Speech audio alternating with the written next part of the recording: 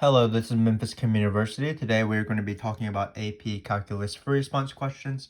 And today the topic is AB multiple choice like. So these are the questions that can't really be categorized under sort of broader terms like parametric or particle motion, accumulation graph, table, things like that. But they do appear on the AP exam. Basically what it is random little multiple choice questions combined together, or questions that aren't really asked year by year. So in this case, we are doing difficulty number 7. We create videos from difficulty 1 all the way up through difficulty 10 for each of these topics, including AB multiple choice like. And today we're doing a piecewise guide. So actually these piecewise functions, where you take derivatives and you take integrals and you might take limits or something like that. These questions do appear every once in a while. They're not as frequent as, for example, particle motion or area and volume, but they do pop up here and there. So actually, throughout this video series, we have already experienced one of these questions. That was difficulty number 4 out of 10. So this is one that will be slightly harder because it's difficulty number 7. People do have trouble with it, so we might as well get started. So the first question is usually the question asked in these piecewise guides, basically showing the function is continuous at the split point. I'm going to refer to x equaling 2 as the split point throughout this video right here. Why am I doing that? It's because basically this function is 2 pieces. It's not basically, it is 2 pieces. It's a piecewise function, and it splits up at x equals 2. So that's the x value where the function changes. So now we're going to do the function is continuous at x equals 2. Keep in mind the definition of continuous isn't just showing that the limit exists, because there might be a hole there. So what you want to do is you want to show that the limit of a function, this is LIM, my limits are really bad, equals the function values. So what I say to my students is what you're approaching is what's actually there. So what students do, what they don't do correctly in this free response question, sorry, I can't talk, but what they miss is they only find this limit and they say, well, the left side equals the right side, so you're good to go. But you do want to verify that it is equal to the function value. So what we need to do for this question to show that the function is continuous at 2, we need to first find the one-sided limits. So that's the left side. Remember, 2, this as a superscript is means coming from the left. Then we will find the right side. If these two things are the same, that would be great. That means that this limit exists as x goes to 2. But again, we do need to show or find or at least state that whatever f of 2 is. So let's do that. So keep in mind that even if this is a piecewise function, with two seeming pieces, I'm going to consider this as 3 pieces: less than, greater than, and equal, where it happens to be that less than and equal are combined in the same function. So in this case, we have the limit as x goes to 2 minus of f of x. So because we're going to the left side, or coming from the left side, so here's 2, and then we're going like this.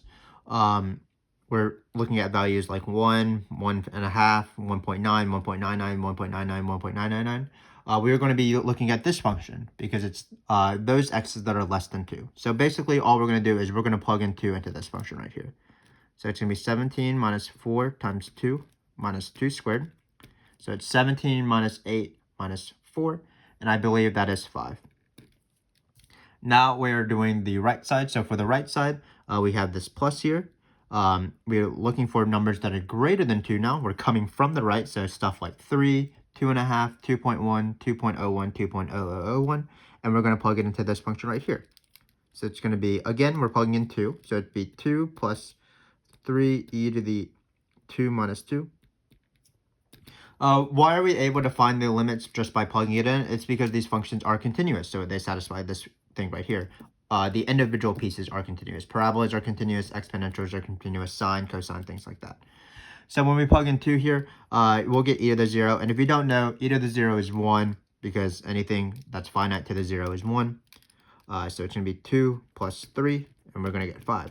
So again, these two numbers being equal to is great, because that means that the limit as x goes to 2 from both sides, meaning the entire limit, is equal to 5. But again, I don't want to stop here. I don't want to just be like the left limit equals the right limit. They're both equal to 5. I'm done. To prove continuity, because what you need to do is you need to find f of 2. And f of 2 will actually be the same calculation as this, but that's a coincidence because, again, less and equal to are combined in the same piece. So when we plug in f of 2, it will be this same sort of work here, getting 5, but this is actually the function value. So now I'm going to write my sentence. Because the limit as x goes to 2 of f of x equals the function value, they're both 5, the function is continuous at x equals 2.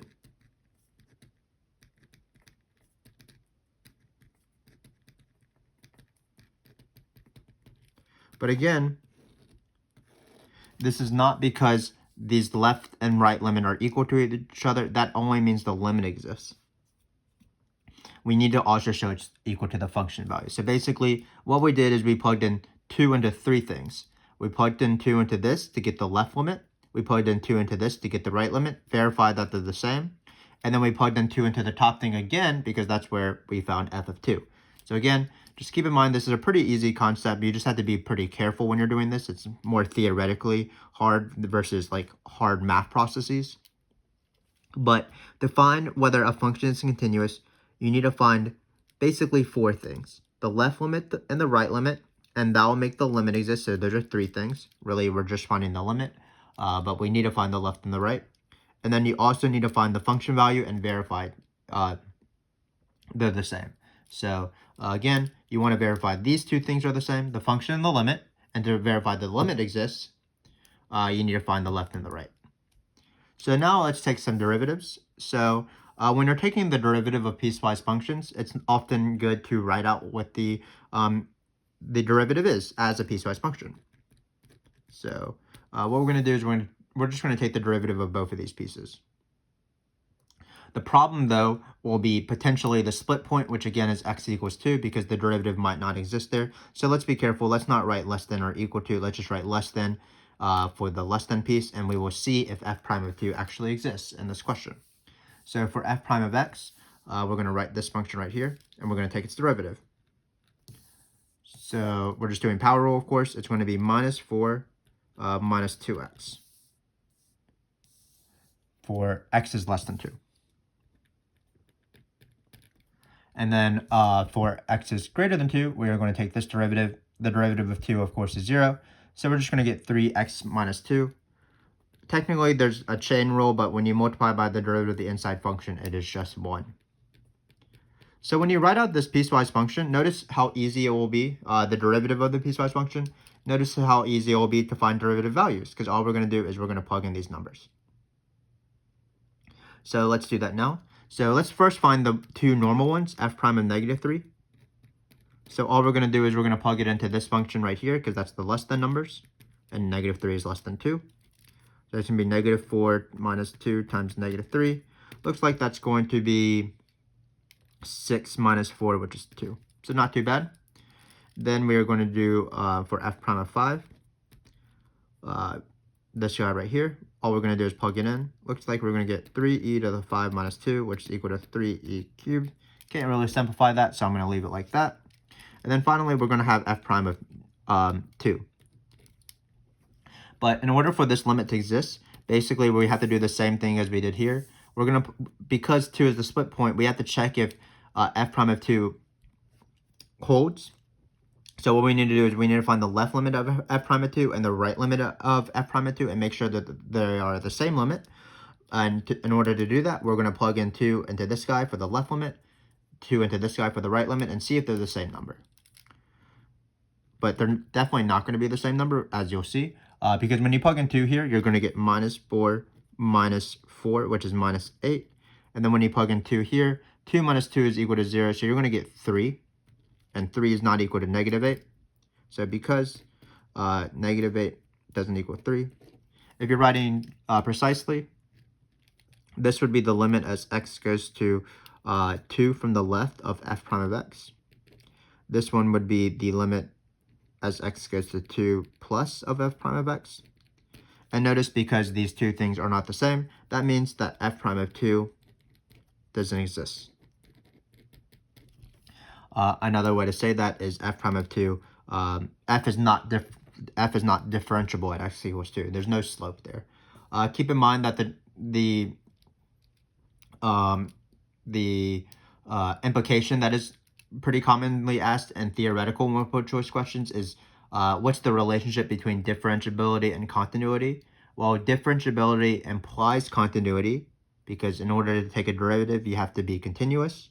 But keep in mind that continuity does not imply differentiability, and this is an example.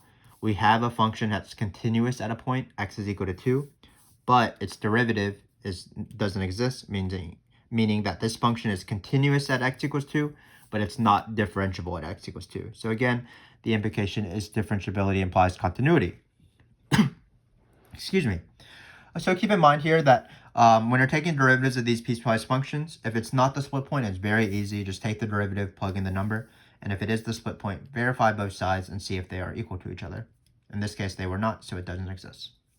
So let's do a slightly harder question. Let's find the absolute max and minimum of f on the closed interval, x going between -3 and 3. So just keep in mind that we are going to be doing the closed interval method for absolute max or min. Of course, you can check out our videos on that if you want practice.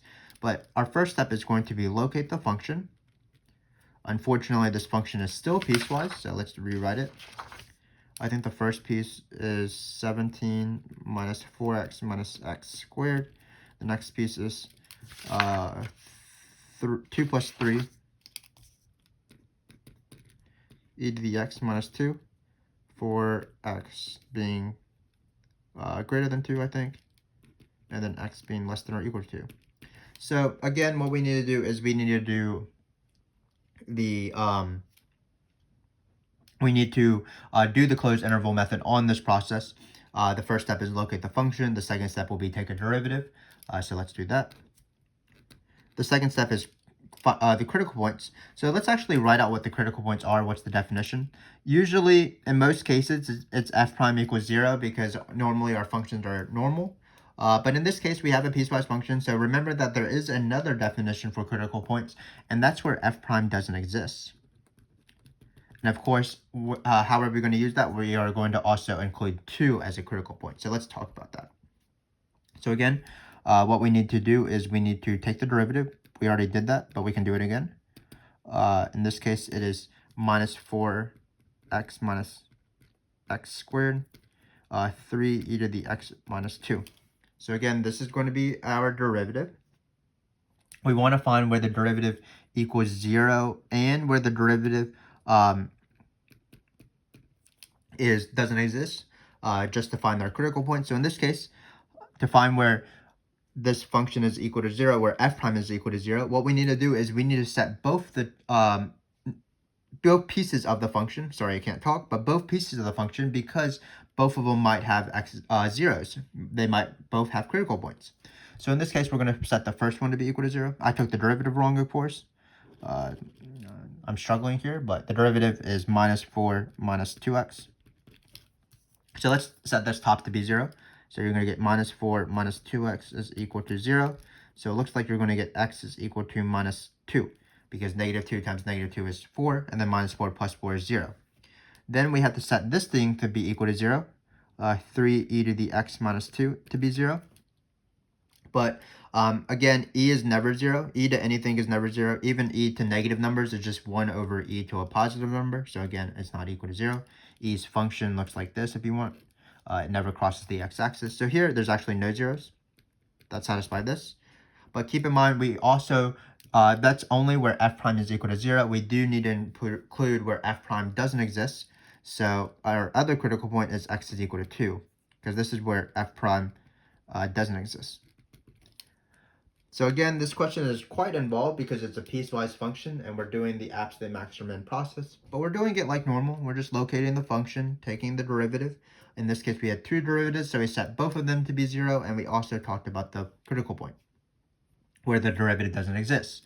Then our final step is going to be a table, just like normal. It's going to be x here, f of x to locate, and we're just going to have all these functions, all the critical points, and we're going to plug it into the function where we're going to choose the right function to plug in as necessary. So let's do that. Always you're going to include your interval, -3 to 3, and then you are going to include your critical points. This critical point made the first piece 0, so that is included.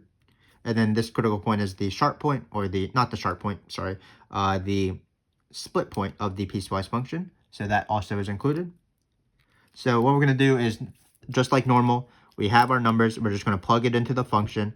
For x's being greater than 2, we're going to plug it into the bottom one, and x being less than or equal to 2, we're going to plug it into the top one.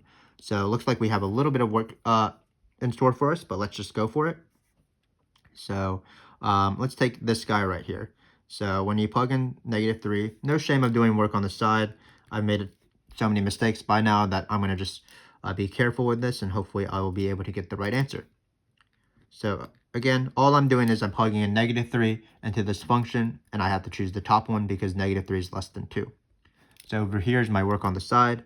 Looks like I'm going to get 17 plus 12. Be careful here. -3 squared is 9, so that's going to be subtraction here. So it looks like you're going to get 20, which is perfectly fine for me. And then we're going to plug in -2.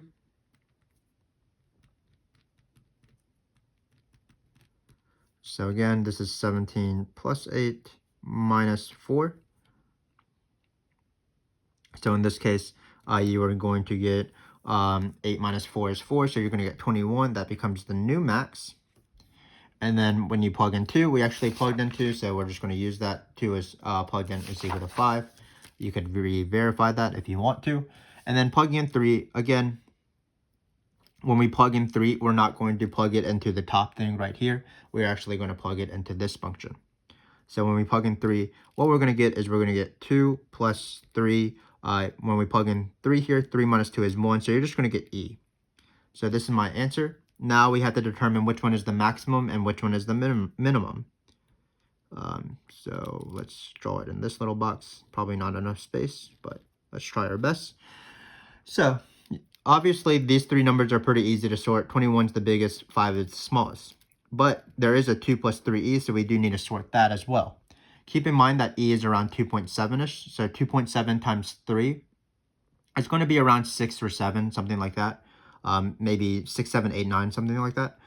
When we add 2 to that, it's definitely going to be bigger than 5, but it's certainly going to be smaller than 21 as well. So this 2 plus 3e value is not going to be neither the absolute max or min. So we're really good to go. So the abs min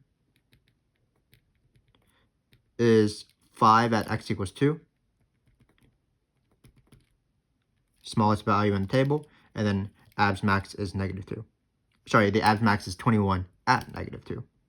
Yeah, just be careful of which one is the y value and the x value when you're writing out your final findings. So you can't really tell what that says, but it's -2 just from this table. So again, when you're doing this absolute max or min process, if you know the 3 steps, even if the question's a little bit weird here because it's a piecewise function, you just employ the 3 steps as normal. Identify the function, take the derivative. The derivative looks a little funky because it's a piecewise function, but it's not too bad. We still set the derivative to be equal to 0, and we also include it in this rare case where the derivative doesn't exist because this is a piecewise function, so it splits up. So remember, f prime of 2 is where it didn't exist. So we included all the values. In this case, the first piece gave us a 0, but not the second piece because it had an e in it. So we just plugged those in, plugged in these values, and then saw the smallest one was 5, the biggest one was 21. So again, this closed interval method was pretty similar to normal. Now let's do this integral, which is also not too bad. So it's going to be, remember what f of x is, 17 minus 4x minus x squared. I drew my braces in the wrong spot. Oops. Right here. So this is 4x greater than or less than or equal to -2. Really struggling here. All I'm doing is rewriting the function, but sometimes even in the easiest things, they're pretty difficult. So this is 4x bigger than 2. So now I'm going to do this integral. So some students get confused on how to do piecewise integrals, but you do the same thing as when you did this process right here, when you did this process right here. You need to split it up. So where do you split it up? Well, we split it up at the split point because that's where the function changes. So basically, this is actually the small, middle, big rule. The integral of 0 to 3 of any function is equal to the integral from 0 to 2 of plus the integral from 2 to 3. So we're just splitting up this integral. This is the small, middle, big rule. Any number integral from the small number to the big number is small to middle, to big. Basically what you're doing, you're just splitting up the area. So this is the area from 0 to 3. That's the same thing as finding the area from 0 to 2, stopping a little bit for a little rest stop, and then going from 2 to 3. So this area is equal to this area plus this area. And keep in mind that you can really stop at any point. We could have put 1 here if we wanted to. We could have put 1.5. But in this case, we're putting 2 because that's where the function changes. So when you do these piecewise integrals, all you're doing is you're just doing the integral of this, and you're adding the integral of this, and then you'll add the answers. So it just really, don't be too intimidated by piecewise function integrals. It's just 2 integrals in one. So just treat it as 2 different questions and then add the answers in the end. So I'm going to do this integral first. It doesn't look too terrible. Replace it with this function. So we are going to get some annoying numbers, as I realize right now, but let's go for it. Antiderivative of 17 is 17x. Then we use the power rule. It's going to be x squared, add 1, so it's squared, flip the new exponent, it'll be 2. And then this is where the unfortunate things happens. When you plug in, when you take the integral of x squared, it'll be x cubed over 3. So we do have some fractions. And we're going to plug in 2 and 0. We could start taking the integral of the next one, but let's just finish this integral right here. So when you plug in 2 here, not going to be too terrible. It's going to be 34 minus 2, 4. 4 times 2 is 8, minus 8 thirds, it looks like. And then plugging in 0 is very lovely. I'm still going to write it pretty precisely, but it's always plug in the upper limit minus the lower limit. But when you plug in 0, of course, you get 0, 0, 0, which is nice. So then let's simplify this, and then let's go for the second integral. So 34 minus 8, I believe, is 26. But we want to write 26 in terms of thirds. Maybe we'll leave it as 26 8 thirds, because we might be getting some numbers here, and then that will change to 26. And finally, at the very end, we'll simplify this fraction. So again, to find this piecewise integral, all we're doing is splitting it up. So now we have to go for the second piece. The second integral is this guy right here. So it's going to be 2 plus 3 e to the x minus 2. We're going to plug in x being, that's just dx. I don't know why I drew this vertical bar. I was in the next step already. So what's the antiderivative of this? Well, just like the antiderivative of 17 is 17x. This will be 2x. And then e to anything is e to that thing minus 2. We have a constant in the front, so we're going to leave that in the front as well. Keep in mind, though, that you do have to account for the derivative of the inside. If this were, for example, e to the 2x minus 2, we would have to multiply by 1/2, because we would be doing a u sub technically, or the opposite of the chain rule. But in this case, you're always multiplying by instead of the derivative of the inside, like the chain rule, you're multiplying by the reciprocal of the derivative of the inside, because you're taking an antiderivative. But in this case, when you take this derivative, it will just be times 1. So we can just leave it like this. Or you're going to plug in 3 and 2. So again, we're going to be pretty careful with this. So it's top minus bottom, top minus bottom. When you plug in 3 here, you're going to get 6 plus 3e. Can't really simplify this, 3 minus 2 being 1. And then when you plug in 2 here, you're going to get 4 plus 3 e to the 0. Remember, e to the 0 is 1. So when you do this, it looks like you're going to be left with 6 minus 7, which is just negative 1. And then plus 3e. But again, to find our final answer, what we're going to do is we're going to add these two guys up. 26 minus 1 is equal to 25, and 25 is the same thing as 75 thirds. Minus 8 thirds plus 3e. So finally, the answer is 75 minus 8, which is 67, I believe. over 3 plus 3e. So again, a pretty annoying computation, but still something that you can certainly get points for. So the key is splitting up the integral. Usually because this integral is so long, there might be 4 points attributed to it on a free response question, which is obviously quite a bit because each free response question is worth 9 points. So even the first step might give you a point because you can't take this integral if you don't know that you need to split it up. So in this case, we had to split it up in this fashion right here. And then we took the antiderivative of each individual piece. That would probably give you a point each. And then finally, we did our top minus bottom with the fundamental theorem of calculus and solve. That will give you your final point. But hopefully this makes sense for these piecewise functions. Again, if you want an easier version of this, difficulty number 4 in this playlist was an easier version. Did the same things, I believe. But in this case, let's review what we did. Showing a function is continuous, you need to show the limit is equal to the function value. To show the limit exists, you find the left and the right. Just be careful to explicitly say that the limit equals the function value. For derivatives, what you do is you take the derivative piece by piece. When you plug in a number that's not the split point, it's pretty easy. When you plug in the split point, what you want to do is verify if they're the same or not, and if they're not the same, the derivative doesn't exist there. For absolute max or min and for integrals, you just do the same process. It just will require 2 steps throughout the question. So for example, when we took the derivative, again, it's 2 pieces. We had to find the zeros of both, but this one didn't give us a 0. And then when we constructed the table, we had to plug it into the table. Keep in mind, we also plugged in where the first derivative didn't exist because that's the critical point. And then finally, for this integral, again, you split it up because you have to do 2 integrals. You add up the answers to the integrals. Keep in mind, if you have to do a U substitution or something like that, that's always a possibility on the AP exam. But hopefully this was useful for you. I encourage you to continue watching this video series because you'll be able to review a lot of topics that are not just on the free response question, but also on the multiple choice. For example, in our next video, we talk about MVT and IVT, and I believe we talked about inverse functions, derivatives of inverse functions, and fundamental theorem of calculus part 2. So be sure to check that out. Thanks again for watching. We always appreciate your support, and I hopefully will see you next time.